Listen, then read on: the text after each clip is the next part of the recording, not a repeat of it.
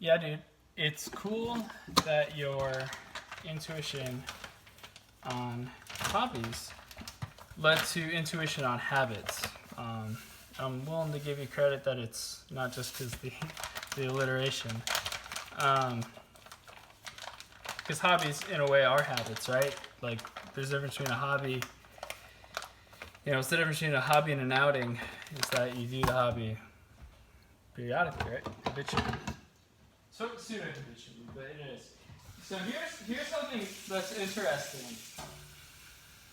YouTube autoplayed, and there actually is a bill where they're debating removing those things. But anyways, YouTube autoplayed a TED Talk right after yours finished.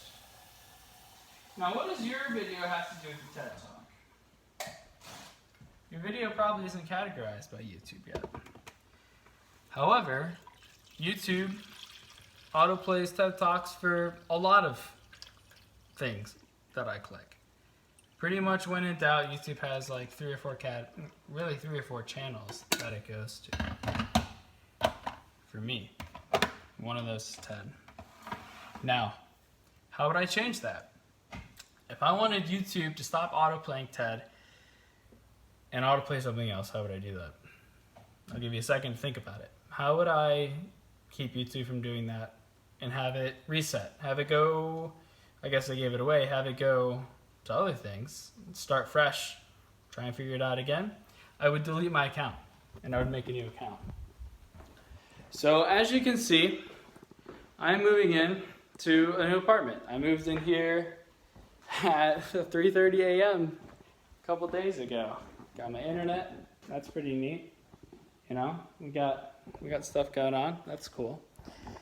And so your video is really aptly timed because of that. And I think that's neat.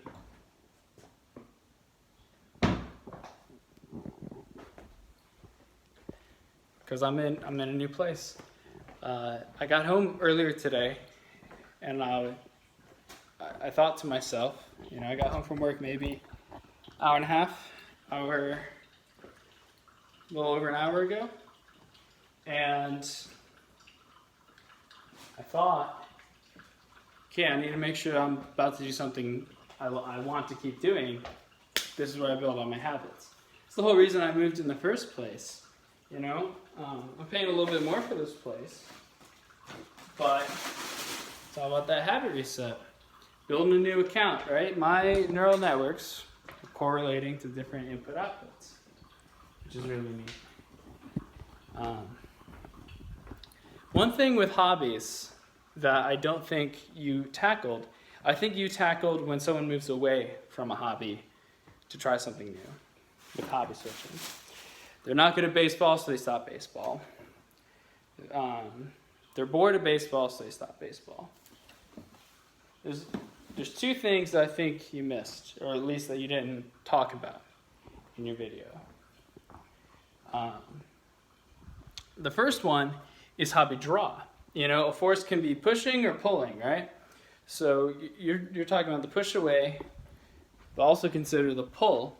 So suppose you're playing baseball and you're doing that, and then all of a sudden somebody throws you a basketball and you just start playing basketball. And you're not playing baseball anymore, you just happen not to be, because the basketball is occupying your attention, right? So you have a lot of people like that just go from thing to thing to thing,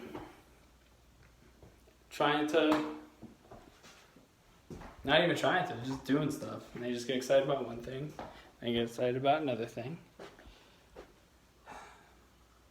Looking for my lighter. It's like a long one. But anyways, that's pretty neat. The other thing that I think you missed, or didn't cover, was the idea of somebody getting pretty good at something to the point where it was repetitive behavior. So you have diminishing returns, right? It's like the logarithmic. And so, 10,000 hours to get all of it, and Eric Weinstein was like, I'd rather put in my 20% of the hours to get 80% of the skill than put in the whole 10,000 hours to get 100%, then move on.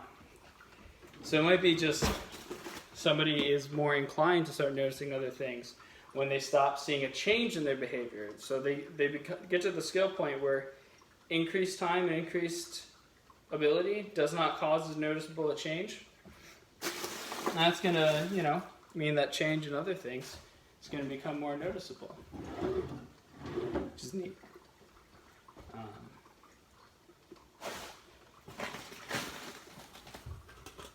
The whole habit thing, you know, the input output, and like you said, you were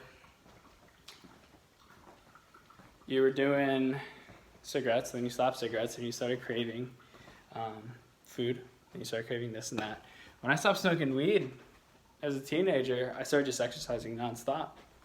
Went to West Virginia, stopped doing that, started drinking nonstop. And the drinking and the exercising seem to alternate in my life. I mean, there's a few other things I've binged on, but we don't need to get into it here. Not like heroin and shit, but not like that. But whatever, I'll just use this lighter. But it seems that when the brain has a craving, it's hard to just totally remove the desire for craving. But it seems like you can train it. Or at least you can control it. You can give it something. I associate this candle, right? I have that there to associate that smell with that. I'm going to use that association. You know, I used to light a specific candle when I was doing schoolwork. And then if I stopped doing schoolwork, that's fine. If I just got distracted, I just blew out the candle. So when that scent was going, my brain was in schoolwork mode. You know, this is room candle, right? And, you know, this is useful for solidifying hobbies.